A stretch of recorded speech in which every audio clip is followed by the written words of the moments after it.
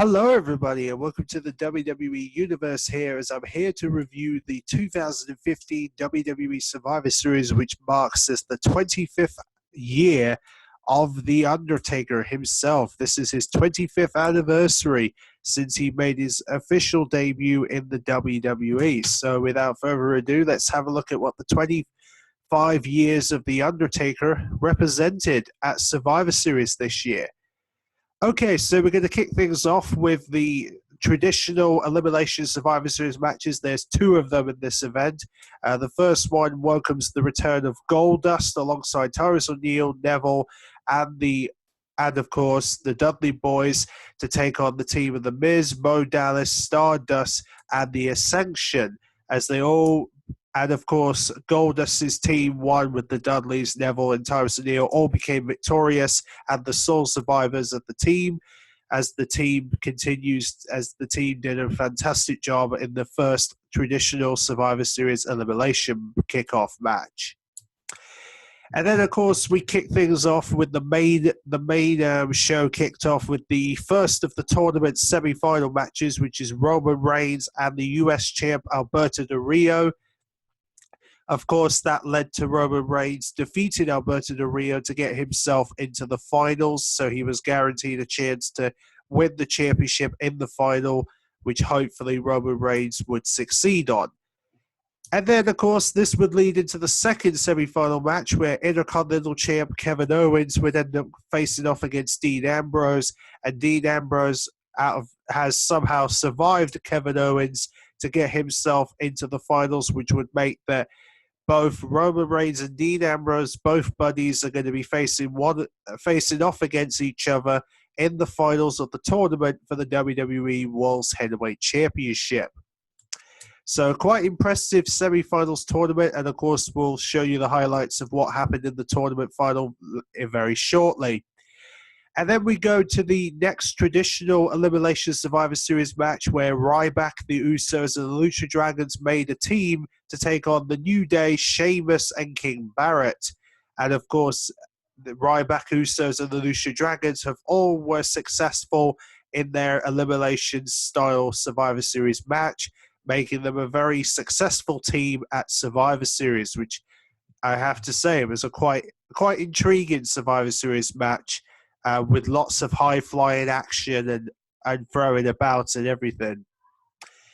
And then, of course, this leads into another of our one of our main championships, which is the Divas title, Charlotte and Paige. And surprisingly, Paige did not succeed on the Divas title. Charlotte was able to put away Paige. No surprises, unfortunately. So we still really don't know who the opponent's going to be for Charlotte, but I guess Paige is going to get a rematch now that there was no sign of Sasha Banks.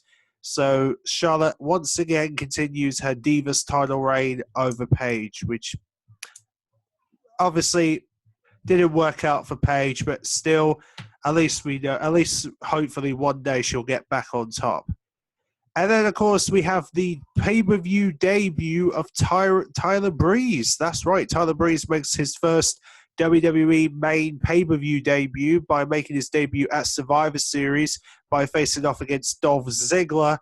And, of course, he was able to put away Dolph Ziggler, which is really interesting. So Tyler Breeze able to defeat Dolph Ziggler in his first major pay-per-view match in the WWE, which is quite an impressive run for Tyler Breeze. And obviously, if you're a fan of him, you'll know exactly what he's all about from NXT, and now he's becoming a big main player within the WWE. So it's going to be interesting to see what Tyler Breeze does between now and the Royal and WrestleMania. It's going to be interesting to see where they take him. And then, of course, we have the 25th anniversary of The Undertaker matchup, which sets up The Undertaker and Kane, the Brothers of Destruction, reunited on this very night to take on the team of Bray Wyatt and Luke Harper, who will be representing the Wyatt family in this match. And, of course, Undertaker and Kane put on a great match, and this would lead to The Undertaker being successful on his 25th anniversary win at Survivor Series, which once again, The Undertaker is dominating Survivor Series as always, and you can't really fool The Undertaker when he comes to his anniversary event. You knew The Undertaker was going to come back strong in this match, and it made sense that The Undertaker would come back.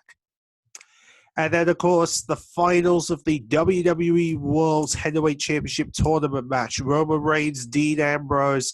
This was going to be a bit of a close contest, but after the end of that, it obviously ended with Roman Reigns finally capturing the WWE World Heavyweight Championship, which we all thought, yeah, that's the end of the night. Roman Reigns finally became champion.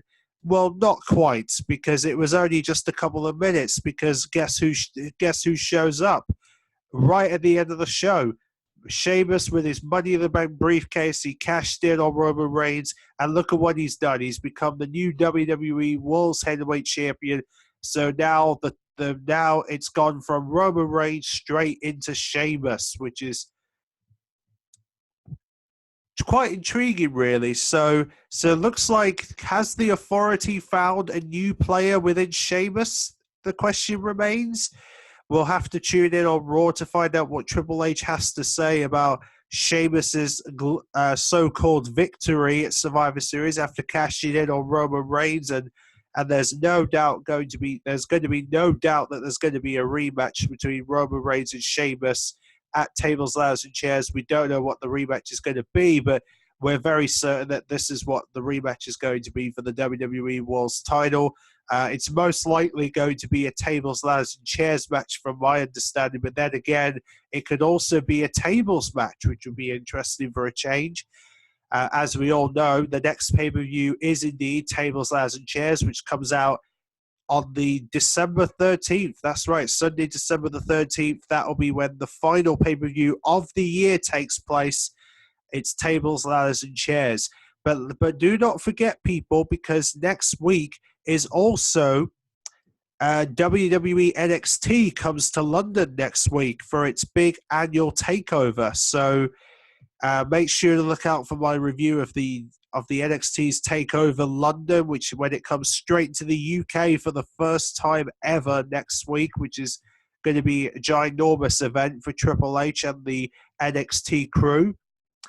And then, of course, the following week will be the WWE's Tables, Ladders, and Chairs.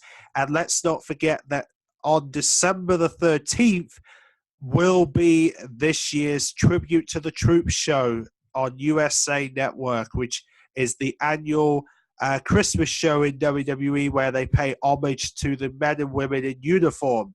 So make sure to look out on all these reviews that are coming up for the WWE Universe next month. There's 3 lots of reviews there to pick on, as well as gameplay from WWE 2K16. Once I've got my hands on it, I'll be bringing you some gameplay from the latest WWE title, WWE 2K16, with some of its DLC content, which is going to be very exciting. So yeah, be sure to look out for all this content on the WWE Universe soon. Make sure you subscribe to WWE Network for the NXT's Takeover London next week. And until then, guys, let the final month of WWE 2015 commence. See you then.